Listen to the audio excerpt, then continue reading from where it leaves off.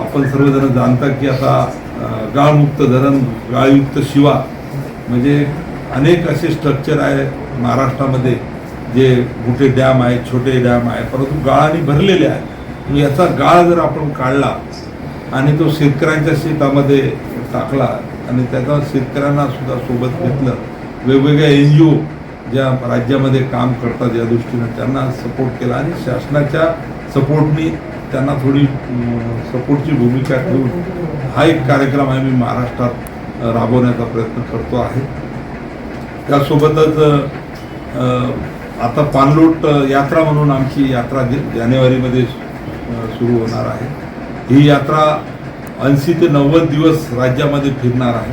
जवळपास 1600 पाणलोट क्षेत्राची गावं आमची आहेत. या 1600 गावं पूर्ण महाराष्ट्रातल्या याला विभाग वाईज आम्ही वाटून दिलेल्या आहेत. वेगवेगळे रथ आम्ही काढणार आहोत आणि सन्माननीय शिवराज सिंग चौहान साहेबांची तारीख घेऊन राज्याचे मुख्यमंत्री, दोन्ही उपमुख्यमंत्री आणि महाराष्ट्रात कुठेतरी एक मोठा कार्यक्रम घेऊन या सर्व NGO संस्था, पाणलोट क्षेत्रामध्ये काम करणाऱ्या लोकांना बोलून तिथून या रथयात्रेला सुरुवात करण्याचा प्रयत्न राहणार आहे. असे 3 रथ आमचे फिरणार आहेत आणि हे रथ कंटिन्यू 4 महिने 80 दिवस 90 दिवस तसं नियोजन आमचं चालू आहे. 2-4 दिवसात त्याचं पूर्ण फायनल प्रोग्राम आम्ही जाहीर करणार आहोत आणि या पाणलोट यात्रेच्या माध्यमातून संवाद याच्यामध्ये प्रत्यक्ष अण्णाजी हजारे साहेब हे सहभागी होतील, आमिर खानजी सहभागी होतील, नाना पाटेकर होतील, मकरंद अनासपुरे होतील, अजून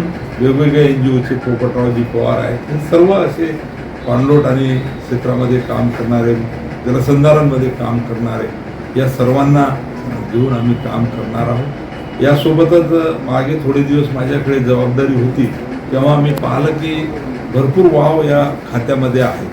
जसं उदाहरणार्थ आपले छोटे तलाव म्हणजे मोठे स्ट्रक्चर हे जलसंपदा विभागाकडे आहे.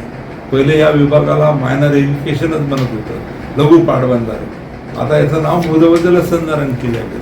परंतु आजही छोटे छोटे जे तलाव आहे 600 हेक्टरच्या आतमधले हे आमच्या खात्याच्या मालकीचे आहेत आणि आमच्याकडं थोडंसं मॅन पॉवर कमी होतं म्हणून आता मी मागे मंत्री असताना भरती 690 जागा आम्ही JEEच्या काढल्या, भरती घेतली. मला भरतीमध्ये थोडंसं गडबड झाली होती तर परत भरती घेतली. आता त्याचा रिझल्ट मी लावणार आहे आणि जानेवारी महिन्याच्या पहिल्या किंवा दुसऱ्या आठवड्यात या सर्व नियुक्त्या आम्ही करून टाकणार आहे. 690 जागा भरणार आहे. अजून 3000 नवीन जागा भरायचा प्रस्ताव आमच्याकडे आहे. तर तो प्रस्ताव सुद्धा आम्ही कॅबिनेटसमोर घेऊन हे प्रस्ताव मान्य करून घेणार आहे. म्हणजे 3000 भरती आणि आता हे 690 भरती या भरत्यासुद्धा घेणार आहोत. परंतु आता मॅन पॉवर शेवटी आमच्याजवळ कमी आहेत म्हणून आमच्या धरणाला अनेक वेळा कॅनल्स आहे, परंतु कॅनलमध्ये झुडपं वाढलेली आहे, गवत वाढलेलं आहे, पाणी शेवटच्या टोकापर्यंत टेलपर्यंत जात नाही. आणि म्हणून मी आता ठरवलं आहे की